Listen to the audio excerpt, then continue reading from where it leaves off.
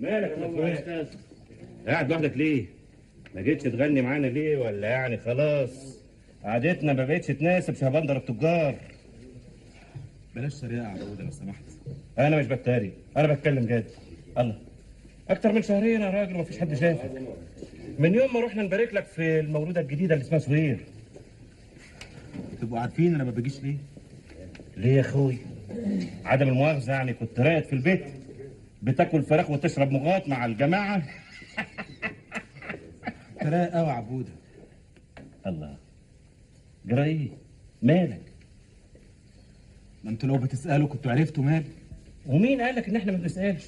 طب ايه رايك بقى ان احنا عارفين كل اخبارك ومطمنين وسامعين عنك ان انت محلاتك ماشيه اخر وباء وانك تقريبا واكل السوق من اخوك وخلاص بقى اسم رضوان الحلواني معلاه محلات شوقي وبس. الحمد لله، نحمده ونشكره على نعمته. امال ايه اللي مقدرك بقى؟ البنت سهير يا عبودة، البنت الصغيرة من يوم ما اتولدت وهي تعبانة، لفيت بيها على كل الدكاترة ومفيش فايدة. رقيتك واسترقيتك من عين اللي شافوكي ولا صلوش على الحبيب النبي. جميلة يا اختي. من عين أمونة، من عين سعدية، من عين أبوكي، من عين أمك، من عين كل اللي شافوكي ولا صلوش على الحبيب النبي. جميلة يا اختي، جميلة يا اختي، عروستك اهي.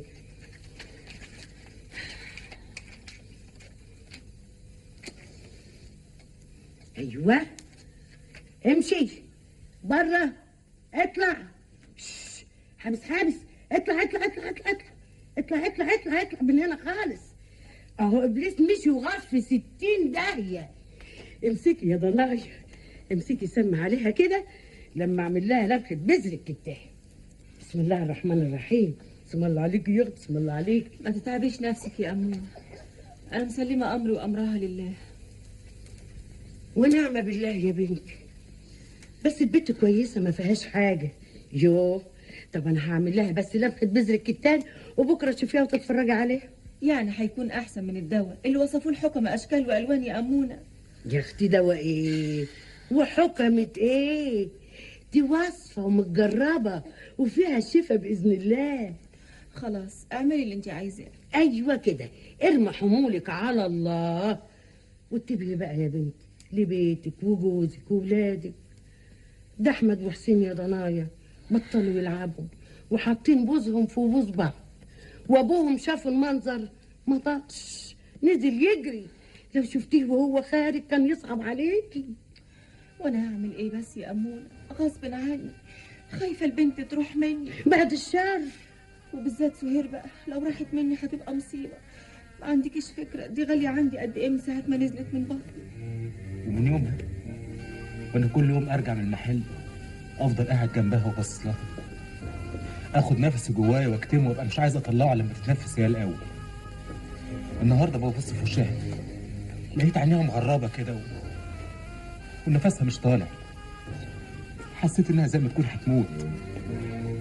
سبت البيت ونزلت جري زي ما اكون بهرب من لحظه الفراق. وبعدين بقى يا شوقي خلي املك كبير في ربنا. شوقي هات ودنك. نعم يا مسكين. انذر ندر. ندرت 500 جنيه يتفرقوا على الغلابه. هو ايه رايك بقى تنوي على حلاوه محسوبك؟ ماشي يا مستكاوي اللي تؤمر بيه. يعني حتى لو كانت الحلاوه سخنه يعني. الله، جرى لك يا مستكاوي؟ ايه اللي حلاوه سخنه وحلاوه بارده؟ وده وقت تفاصيل؟ ما تبقاش محضر شر، اسكت انت. خليك معايا يا شوقي. انا هروح البيت وان شاء الله اتوضا واصلي العشاء واتوجه الى الشافي المعافي، وعشمان يجيب طلبي علشان خاطر افوت عليك الصبح الساعه 9 اخد الحلاوه.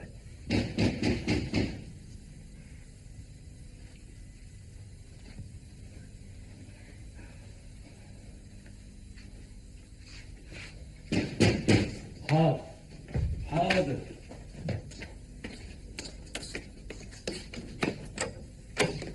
اهلا وسهلا. السلام عليكم. وعليكم السلام ورحمه الله وبركاته. اهلا وسهلا. اهلا. لا كنت انا ومختار بنأدي واجب هنا في اتفضلوا المغربلين. واقفين ليه؟ الله يكرمك. اهلا مختار. وسهلا. اهلا. قلت له يلا بينا مختار نفوت على الاسطى جعفر نطمن عليه. فيك الخير يا سي حافظ. انست وشرفته. ما تخش في الموضوع على طول يا سي حافظ. هو الاسطى جعفر غريب. السلام عليك يا مختار. انت دايما متصربع كده يا اخي. انا قصدي نتكلم دغري ومفيش داعي لللف والدوران يعني. انا برضو اللي بلف وادور. هي ايه الحكايه يا سي حافظ؟ بصراحه كده سي حافظ خايف لا تكسفه. انا؟ ده انا لحم كتافي من خير الحاج رضوان الله يرحمه. كتر خيرك، بس برضو الحاج جه في الاخر وظلمك يا اسطى جعفر. انا جاي بقى امسح الظلم القديم. بعد السنين دي كلها يا سي حافظ. الله، وماله؟ الحق حق برضه يا اسطى جعفر. انا طول السنين دي بنتهز الفرصه عشان ارجع الحق لاصحابي. يا ابني لا حق ولا باطل. ده احنا ايه؟ وانا نسيت الموضوع اللي بالك فيه ده. لو كنت نسيت وقلبك صفي يبقى لازم توافق. اوافق على ايه؟ ترجع تاني كوماندا في المحل الكبير. ايوه، بس انا بشتغل عند اخوك شوقي. الحرب خلصت والشغل حلاو. ارفع ميتك يا عم، اخليها 15 آية في الشهر. كتر خيرك يا سي حافظ، بس اخوك شوقي. انت عارف ان انا الاصل، وشوقي شغال على سمعة المحل الكبير، وكلها شوية ويقفل. هو مين اللي